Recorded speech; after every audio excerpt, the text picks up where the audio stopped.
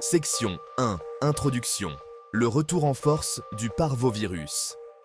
B19. Le parvovirus B19 est un virus courant qui touche principalement les enfants. Il est responsable d'une maladie infantile bénigne appelée mégalérythème épidémique, plus connue sous le nom de 5e maladie. Cependant, ces derniers mois ont vu une augmentation significative des cas de parvovirus B19, ce qui suscite des inquiétudes, notamment pour les femmes enceintes et les nouveau-nés, qui sont plus vulnérables face à ce virus. Le parvovirus B19 se transmet principalement par voie respiratoire, par des gouttelettes de salive ou de mucus projetés lors de la toux ou des éternuements. La période d'incubation est généralement de 4 à 14 jours, période pendant laquelle une personne infectée peut transmettre le virus sans présenter de symptômes.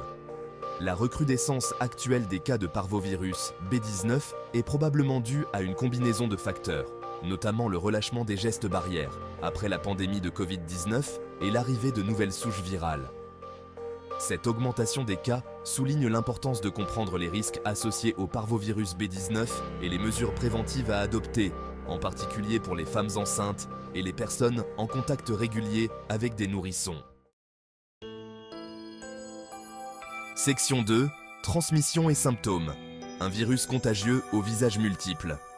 Le parvovirus B19 est très contagieux et se propage facilement, notamment dans les collectivités comme les écoles ou les crèches. La transmission se fait principalement par contact direct avec des sécrétions respiratoires infectées, comme la salive ou le mucus, ou par contact indirect par le biais d'objets contaminés. Les symptômes du parvovirus B19 sont souvent bénins chez l'enfant et peuvent passer inaperçus.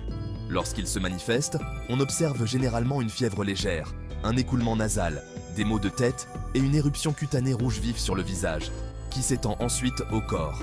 Chez l'adulte, l'infection est souvent asymptomatique, mais elle peut se manifester par des douleurs articulaires, une fatigue intense et une éruption cutanée plus discrète que chez l'enfant.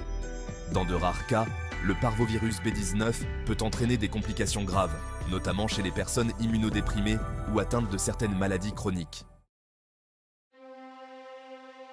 Section 3. Le parvovirus B19 et la grossesse. Des risques de complications à ne pas négliger. Si le parvovirus B19 est généralement bénin pour la plupart des gens, il peut présenter des risques sérieux pour le fœtus pendant la grossesse. En effet, le virus peut traverser le placenta et infecter le fœtus, ce qui peut entraîner des complications comme une anémie fœtale sévère, un œdème généralisé, anasarque ou encore une fausse couche. Le risque de complications est plus élevé pendant le premier et le deuxième trimestre de la grossesse. Une infection par le parvovirus B19 pendant cette période peut entraîner une anémie fœtale sévère, car le virus attaque les cellules de la moelle osseuse responsables de la production de globules rouges chez le fœtus. En cas d'infection maternelle, un suivi médical rapproché est nécessaire pour surveiller l'état de santé du fœtus. Des examens complémentaires, comme des échographies régulières et des prélèvements sanguins, permettent de dépister d'éventuelles complications et de mettre en place un traitement adapté si nécessaire. Section 4. Prévention et traitement. Se protéger et protéger son enfant à naître. Il n'existe pas de vaccin contre le parvovirus B19. La prévention repose donc essentiellement sur des mesures d'hygiène simples mais efficaces, comme le lavage fréquent des mains à l'eau et au savon, notamment après s'être mouché, avoir toussé ou être allé aux toilettes.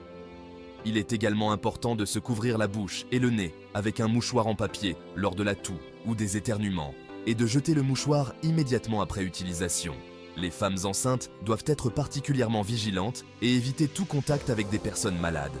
En cas de doute, ou si elles pensent avoir été en contact avec le virus, elles doivent consulter leur médecin sans tarder. Il n'existe pas de traitement spécifique contre le parvovirus B19.